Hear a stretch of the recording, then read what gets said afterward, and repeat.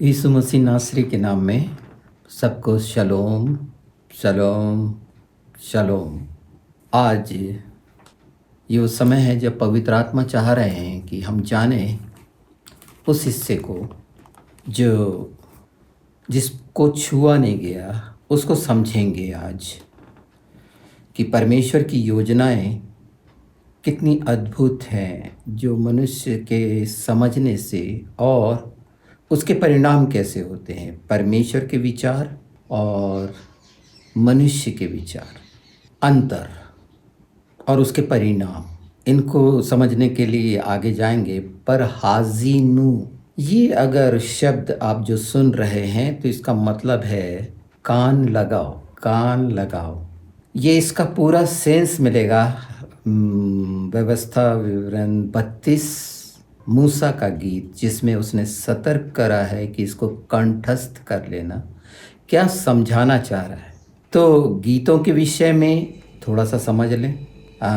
एक हन्ना का जो गीत भी है, भजन भी है, बातचीत भी है, और परमेश्वर को अपनी बात बताना, उसके लिए धन्यवादी होना, उसकी महिमा स्तुति की वो कैसे बड़े बड़े काम करता है। गीत का मतलब ही ये है, जैसे मरियम ने भी एक गीत गाया था जिसमें उसने अपनी प्रसन्नता जाहिर करी थी। अभी हम पुराने अहदनामे, क्योंकि सब बातें वाचा पर निर्भर है।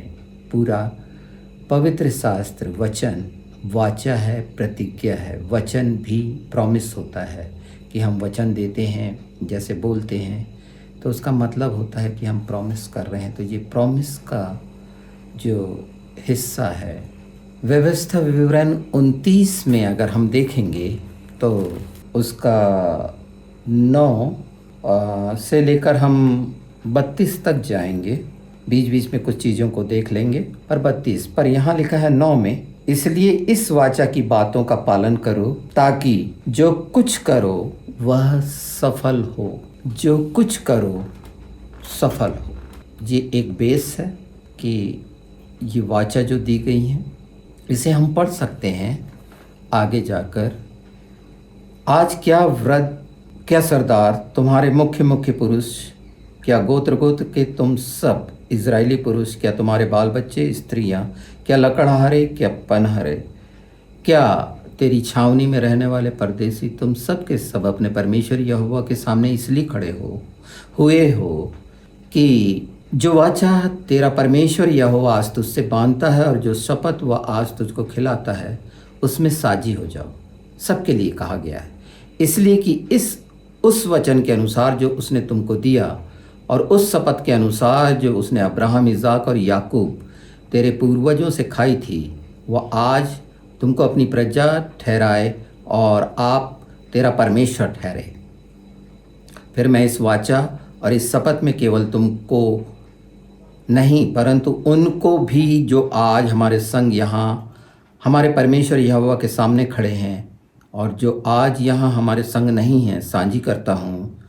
तुम जानते हो, जब हम मिस्र देश में रहते थे तो क्या करते थे, ये इसके आगे का विवरण है, पर उसमें शामिल किया जा रहा है इस वाचा में। अगर हम 30 में जाएंगे तो उसमें लिखा है आशीष और श्राप, उसको चुनना। आशीष और श्राप को चुनना। हाज़िनो, कान लगाओ। अब चुनना कि, और उसके पहले 29 पूरा देखेंगे तो जो वाचा होरेब में बांधी गई थी, होरेब में जो बांधी गई थी उससे ये अलग है। होरेब में जो होरेब पर्वत पर बांधी गई, और इस वाचा, इसमें सबको शामिल कर गया। हम भी शामिल हुए हैं इस वाचा में, इस वाचा में हम भी शामिल हुए हैं। इसीलिए हमने शुरुआत जो की है, कान लगाओ, हाज़िनू। तो बार बार जो कान लगाना, सुनना, देखना, कौन सी बातों को सुनना और देखना है, पवित्र वचन यही हमें पवित्र आत्मा के द्वारा समझाने जा रहे हैं और हम समझ रहे हैं लगातार उसके इस बिंदु को, जो मैंने कहा है बहुत कठिन हो सकता है पर समझना बहुत ज़रूरी है कि परमेश्वर ने किसी भी बात को, किसी भी चीज़ को या किसी भी शब्द को ऐसे ही नहीं रखा और वादा किया। अगर हम देखेंगे व्यवस्था विवरण 30 और उसका 14, ये बहुत इसे बिल्कुल इस्तेमाल होता है, हमें ध्यान में रखना चाहिए क्योंकि ये वचन है। परंतु यह वचन तेरे बहुत निकट वरन तेरे मुंह और मन ही में है, ताकि तू इस पर चले। ये है कान लगाना कि ये जो वाचाएं हैं इस पर, और इससे आगे हम बढ़ेंगे, गीतों को समझेंगे। पहला सैमुएल भी हम निकालते हैं जो हन्ना का है।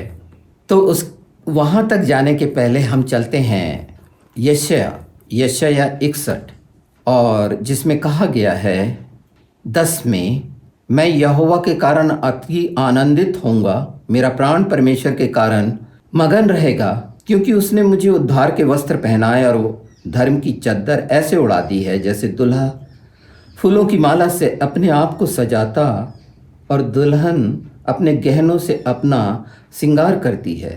क्योंकि जैसे भूमि अपनी उपज उगाती और बारी में जो कुछ बोया जाता उसको वह उपजाती है, जैसे ही प्रभु यहोवा सब जातियों के सामने धार्मिकता और धन्यवाद को बढ़ाएगा। यहाँ पर जो एक शब्द आया है, धार्मिकता और धन्यवाद को बढ़ाएगा सब जातियों में। धार्मिकता हमारी प्रभु यीशु है। ये धन्यवाद का शब्द गलत ट्रांसलेशन है। एक्चुअली ये अगर इंग्लिश बाइबल में देखेंगे तो प्रेज है, स्तुति है। इसको चेक कर लेंगे आप। पर यहाँ पर जो बोला जा रहा है, भूमि अपनी उपज उगाती और बारी में जो कुछ बोया जाता उसको वह उपजाती है। ये 11 बहुत ध्यान देने योग्य है, जो आगे हम इसको समझेंगे। 62 में इसको कहा गया है, सियोन के निमित्त पहला मैं चुप न रहूँगा और यरूशलेम के निमित्त मैं चैन न लूँगा, जब तक कि उसकी धार्मिकता प्रकाश के समान और उसका उद्धार जलती हुई मसाल के समान दिखाई न दे।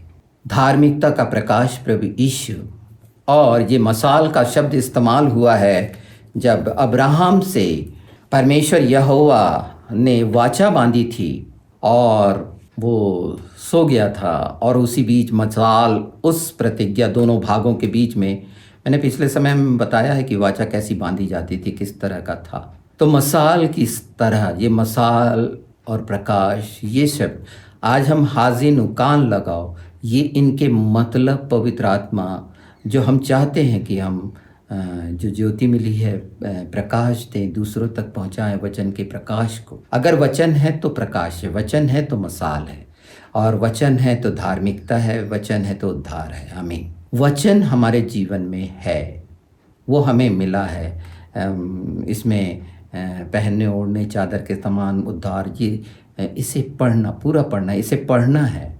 यशायाह 61, 62 ये देखना, ये बहुत खूबसूरत है। बल्कि 63 तक जाना है इसमें कि 63 का 9 पढ़ ही देता हूँ मैं। उनके सारे संकट में उसने भी कष्ट उठाया और उसके सम्मुख रहने वाले दूत ने उसका उद्धार किया। प्रेम और कोमलता से अपने आप ही उनको छुड़ाया, उसने उन्हें उठाया, प्राचीन काल से सदा उन्हें लिए फिरा। आमीन। इब्रानी में बहुत साफ लिखा है इस बात में कि जब वो परीक्षाओं में सह के, दुख सह के सफल हुआ, तो वो तुम्हें भी परीक्षा में सहायता कर सकता है। आमीन। ये हिस्से को जो पूरी तरह से मिले हुए हैं, हम इससे अलग नहीं जाना है। अब इस हिस्से को हाजिनो जो वाचा का है और प्रतिज्ञाओं का है, और उसमें नबियों का भी है, प्रभु यीशु भी, और वो प्रकाश, ये सारा कुछ बहुत हमने शॉर्ट में कर लिया है इसको। अब हम जाते हैं उस हिस्से की तरफ, पहला सामुएल का पहला। इसे मैं बता देता हूँ, आप पढ़ लीजिएगा। जहाँ हन्ना जा रही है, प्रार्थना कर रही है, मांग रही है, और वो पूरा दृश्य मालूम है आपको कि क्या हो रहा है। एक मांगा गया हन्ना ने और उसको समर्पित कर दिया प्रभु के भवन के लिए। मैंने पिछले समय में सैमुएल का अर्थ बताया था। प्रभु ने जो दिया हमको, कि उसने सुना, सामुएल, प्रभु ने सुना और हमने पाया। क्षमा का मतलब सुनना और करना। अब हम इसके मुख्य हिस्से पर आ रहे हैं जो बहुत कठिन है, बहुत भयानक है, ब्लास्टिंग है। वो शब्द मैं आपके सामने रख रहा हूँ और उसके कितने गहरे भेद परमेश्वर ने रखा है। एक ऐसा विस्फोट है ये शब्द और इतना खतरनाक प्रभाव इसका, जिस पर ये शब्द इस्तेमाल होता है उस पर गुजरने वाली स्थिति, उसका आकलन वही व्यक्ति कर सकता है। और वह शब्द है बांझ। पवित्र शास्त्र में बांझ शब्द, जिसे बारेन कहते हैं और हिब्रू में आकार बोलते हैं, आइन, कुफ और रश। तो आज हम पवित्र शास्त्र में वो ग्रेट लेडीज के बारे में जानेंगे। ये 7 महिलाएं, 7 बांझ महिलाएं पवित्र शास्त्र में हैं और उसके मैं बहुत ज़्यादा डिटेल नहीं करूँगा, पर उसके मुख्य बिंदु बता देता हूँ कि परमेश्वर ने जब ये बांझ लोगों का इस्तेमाल किया, एक स्त्री को जिसके पास कोई संतान नहीं है, उसे बांझ कहना, उस पर क्या गुजरता है उसकी फीलिंग करिए।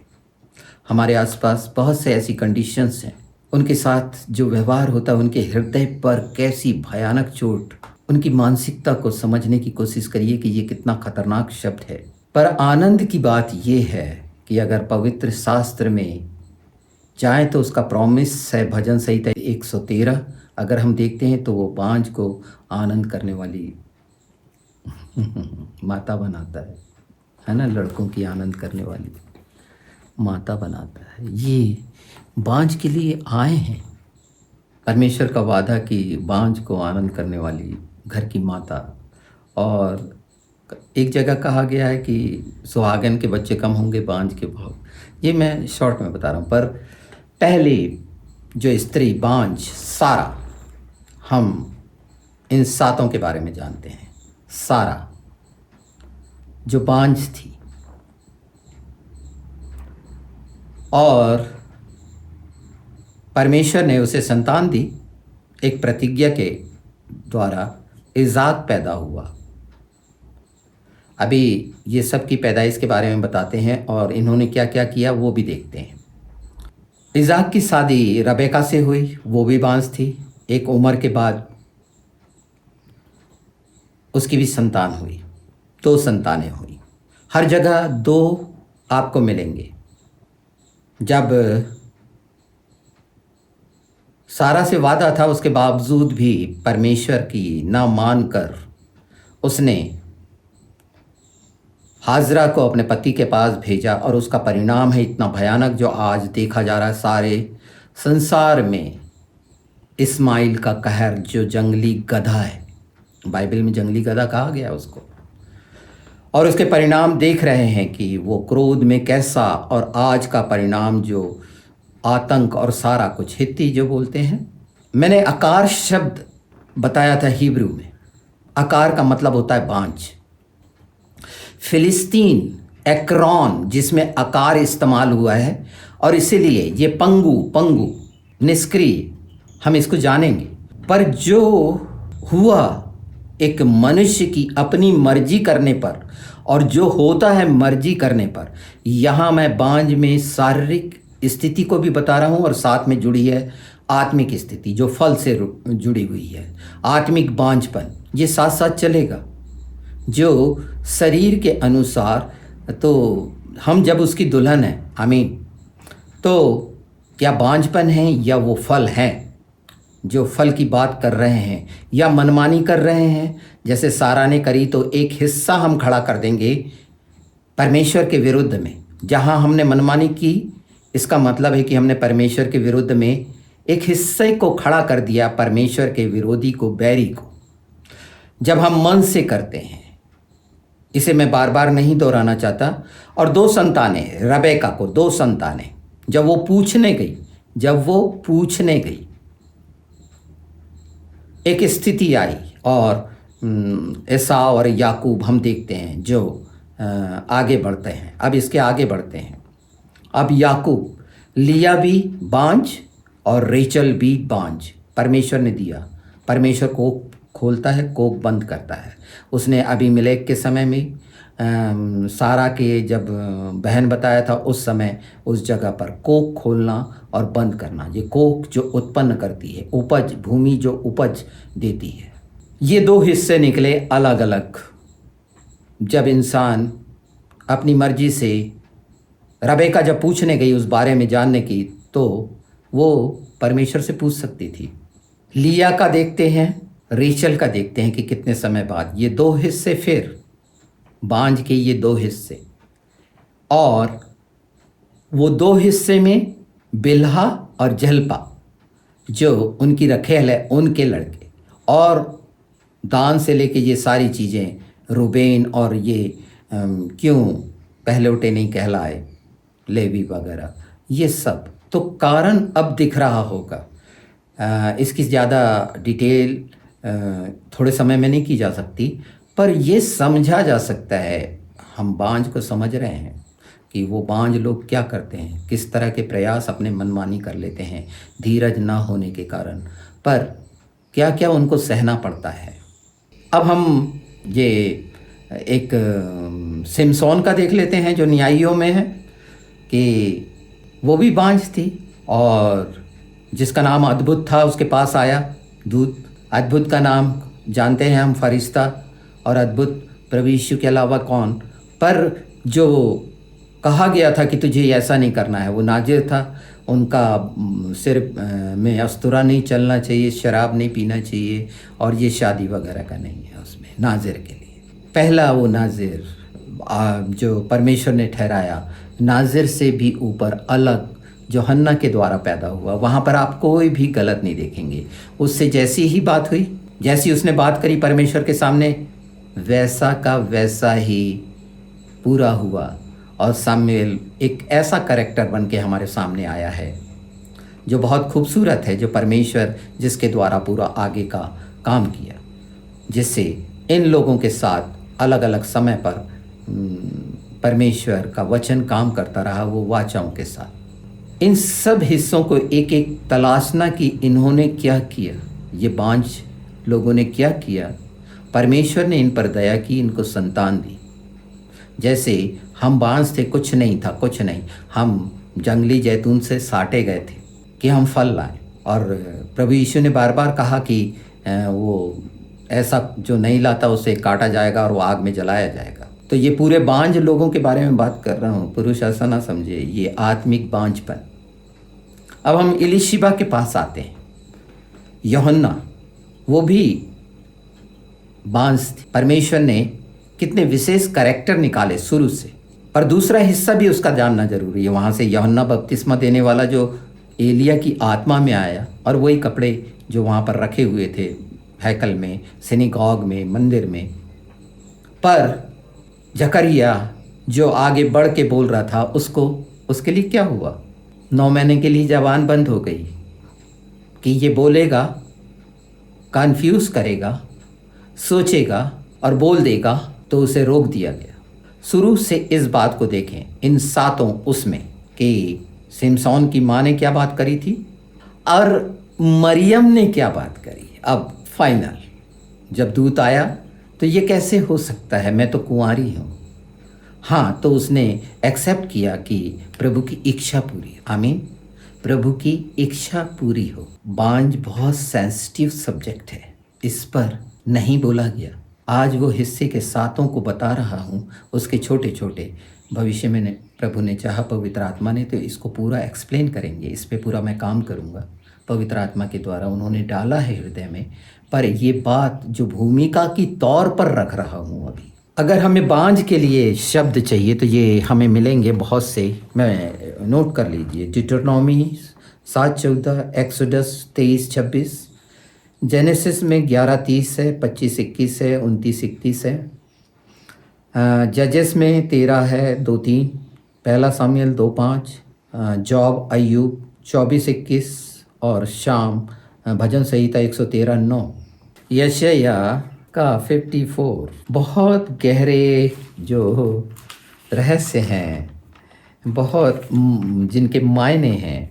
यहाँ पर जब हम इसको देखेंगे तो लिखा है पहले में, हे बांझ तू जो पुत्रहीन है जय जयकार कर, तू जिसे प्रसव पीड़ा नहीं हुई गला खोल कर जय जयकार कर और पुकार, क्योंकि त्यागी हुई के लड़के सुहागन की लड़कों से अधिक होंगे।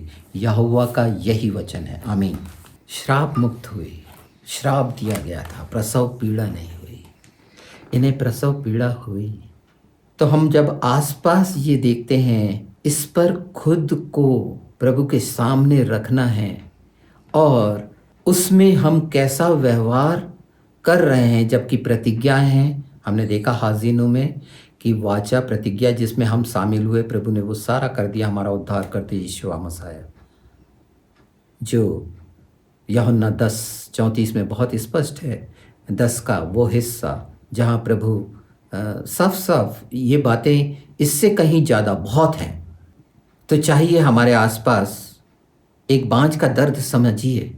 वो दर्द है क्या आत्मिक रीति से हमारी आत्मा में बांझ का दर्द, वो ताने कैसे कैसे सुनती है, कैसा लगता होगा, कैसा लगता होगा। सोचो कितना खतरनाक शब्द, पर परमेश्वर ने यहाँ जय जयकार करने वाली माता बनाने का बात कर रहा है। हम कुछ नहीं थे, ये स्वीकार कर लो। ये कलवरी की भूमि में कुछ नहीं, कंकड़ बनना चाहिए, ये कुछ नहीं थी, ये कठोर था। हर जगह को अगर इसकी सिमिलरिटी को मिलाएंगे, पर अपने बांझपन को देखें। इसलिए पेड़ का उल्लेख है, उपज का, बीज का, कि बांझपन खत्म हो, वो बीज लगे, आमीन। अपने प्रयासों योजनाओं से नहीं। मैंने पहले समझा दिया है ये कि जो जिन्होंने अपने प्रयास किए, कैसे कैसे प्रयास किए ना, और उसके नतीजे क्या आए और कितने खतरनाक परिणाम आए हैं। परमेश्वर ये नहीं चाहता था। लोगों ने जो घटाना और बढ़ाना जिस पर विशेष कर दिया गया है, उसके परिणाम है ये। आज आत्मिक पेड़ जो हमारा प्रभु यीशु है, जीवन का वृक्ष अगर हमारे जीवन में है, तो बांझपन खत्म होगा, उसमें फल रहेंगे, आत्माओं के फल रहेंगे। पर बहुत गंभीरता से अपने आसपास देखना पड़ेगा उन स्त्रियों को जिन्हें बांझ अगर कहा जाता है, तो कितनी भयानक चोट उन्हें लगती होगी। पूरे समय काश एक संतान हो जाती, काश एक संतान हो जाती। फाइनल ये इच्छा होती है एक बांझ की। तो आत्मिक बांझपन प्रभु यीशु मिला, उसके बाद फल नहीं है। हाँ, आनंद खुशियाँ खूब कि हर दिन आनंद से जिए, बहुत खुशियाँ रहे। दुख उठाने का कोई पसंद नहीं करता, कोई भी पसंद नहीं करता। पर उस जगह पर, उस जगह के लिए क्या बटोर रहे हैं। बहुत सी शिक्षाएं हैं ये कि कैसे हर दिन आनंदित हो सकते हैं। नहीं, क्या सिर्फ आनंदित होने के लिए अगर हम याजक और राजदूत हैं, तो क्या सिर्फ ये उचित है? बिल्कुल लो, खूब आशीष लो, खूब अनुग्रह लो, बहुत सा जो कुछ है, पर क्या ये मुख्य है? क्या भावनात्मक तरीके से किसी चीज़ को मूव करना, लोगों को कंसीडर कराना कि इस तरह से तुम ऐसे पा सकते हो आचरण की। बाइबल के मूल बिंदु जो शब्द आए हैं, अगर इनको देखोगे जितनों को मैंने बताया है, आकार, तो इसका मतलब होता है कि अगर इसको दूसरा प्लग कर देना, रूट अप कर देना, इन्हें पढ़ोगे तो घोड़ों के पैरों की नसों को काट दिया जाता था। ध्यान दें इस पर। और एक एक हम जब सातों हमारी ग्रेट लेडी जो हैं, और नाम बदल के परमेश्वर ने उनको हे लगा के सबकी माता बना दिया सारा। उन्होंने क्या किया, हवा ने क्या किया, और मरियम ने हमारे लिए क्या कर दिया कि आज हम सब कुछ उसकी प्रतिज्ञाओं के साथ मिला हुआ है। ये बहुत छोटे से क्षेत्र को लिया गया है, और ये समझाने के लिए एक पेड़ में जब फल लगते हैं तो पेड़ को देखकर खुशी होती है। इंसान कैसे देखता है उस पेड़ को, उस फल को, वो एहसास देखा है आँखों में। इन बातों को देखकर कितना कैसा विचार आता है। पर वो एक्सपीरियंस से गुजरना पड़ेगा। बांझ वाले वो एहसास नहीं, इसीलिए लोगों को क्रूस की मृत्यु का एहसास नहीं, ओबलाइज नहीं है। वो इसके पहले जो झूठ का हिसाब किताब है उसके कारण कितना सारा कैसा कैसा सारा कुछ। पर ये हन्ना का गीत और मूसा का गीत बहुत अच्छे से देखना, और मरियम ने जो बोला है प्रार्थनाओं में अपनी, ये प्रार्थनाएं हैं और गीत भी हैं, पर इनको बोलना ज़रूर और इन्हें पढ़ना।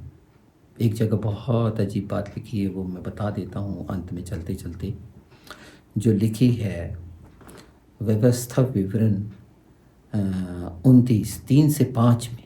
अगर इसको पढ़ेंगे और जानेंगे इसे कैसे समझना है, इसको भी पवित्र आत्मा से मदद मांगना जरूर। 29:3 से पढ़ते हैं, वे बड़ी बड़ी परीक्षाएं और चिन्ह और बड़े बड़े चमत्कार तेरी आंखों के सामने हुए, परंतु यहोवा ने आज तक तुमको न तो समझने की बुद्धि और न देखने की आंख और न सुनने के कान दिए हैं। मैं तो तुमको जंगल में 40 वर्ष लिए फिरा, और न तुम्हारे तन पर वस्त्र पुराने हुए, और न तेरी जूतियां तेरे पैरों में पुरानी हुई। रोटी जो तुम नहीं खाने पाए और दाखमधु और मदिरा जो तुम नहीं पीने पाए, वह इसीलिए हुआ कि तुम जानो कि मैं यहोवा तुम्हारा परमेश्वर हूँ। कि वो देख न सकें, परमेश्वर ने कर दिया। किस बात को समझने के लिए किया था? इस बात को समझने के लिए किया था कि 40 साल उनको वो चीज़ों की कोई ज़रूरत नहीं। कल्पना करो ना, 40 साल तक कपड़े नहीं फटना, जूतियाँ नहीं फटना, पर न दे उनको बुद्धि समझने की थी, न देखने की, न सुनने की। ये 29:3-6 तक व्यवस्था विवरण, इसे सुनकर कैसा लगा? और बार बार बाइबल में देखने और सुनने की बात आई है। इसका क्या मतलब निकलता है? यही ना कि आज हमें मिल गया है कि हम देख सकें, सुन सकें और समझ सकें। बाइबल में बहुत सी जगहों पर कि वो ना सुन पाए, ना समझ पाए, कि उद्धार ना हो जाए। आज जब हम जान रहे हैं और वो बड़े बड़े काम जो सारी सृष्टि पर पवित्र आत्मा के द्वारा हो रहे हैं, ये प्रकट है। कौन है जो नहीं जानता? सब जानते हैं, पर उसका क्या प्रभाव है? ये जूते नहीं फटना, कपड़े नहीं फटना और बेहतर खाना कब मिलता है? कब मिला? 40 साल उनको मिलता रहा जब उस पर निर्भर थे। उस पर निर्भर रहेंगे तो वो बातें जो हमारी सांसारिक शारीरिक जरूरतों के लिए श्रापित होकर पसीना बहाते हैं, वो नहीं होगी ना। ये चीज़ें परमेश्वर जो कर चुका है वो क्या नहीं कर सकता? तो इसीलिए तो बोला है खाने की चिंता नहीं करना, कल क्या कपड़े पहनेंगे, कपड़े और खाने की चिंता नहीं करना। यीशु ने बोला था ना, यहीं से तो है। और हमने 61 में पढ़ा ना कि उड़ा दिया उसने अपनी चादर, तलित जित जित, वो प्रेयर शॉल जो ओढ़ा रहता था, मलाकी 4 जिसमें से किरणें निकलती थी और चंगे होते थे, योधे वावे, हालेलुया, हमने उसे पहन लिया है। बिल्कुल। और ये हमारे लिए खूबसूरत बात है, खूबसूरत मौका है कि इस विषय पर जो पवित्र आत्मा ने प्रकट किया बांझ को, कि वो दोनों हिस्सों को हम समझें कि कैसे दो दो भाग हुए, हमारे कारण हुए, हमारी सोच, हमारे विचार परमेश्वर पर विश्वास नहीं करने के कारण। आज भी अगर हम ऐसा करते हैं तो हम एक हिस्से को खड़ा कर देते हैं जो परमेश्वर के विरुद्ध में है, जो शुरू से होता रहा, जो इस्माइल है, और आज तक वो एदोमी, एसाव के देख रहे हैं। हमारे द्वारा उस पर निर्भर होकर जब हम फल लाएंगे, उसके साथ बटोरेंगे, तो निश्चित फल अंत होगा। परमेश्वर का राज ये है। ये पूरी बातें मन फिराने की जो आई हैं इसी को लेकर है। हाज़िनो, कान लगाओ, लगाना सीखो। प्रभु आपकी मदद करे यीशु के नाम में, पवित्र आत्मा, और निरंतर इस पर और प्रकाशन आपको मिले और आगे बढ़े, और आप और आपकी कलीसिया और प्रत्येक प्रभु की प्रजा, उसकी भेड़ें योग्य हो, यीशु के नाम में, आमीन।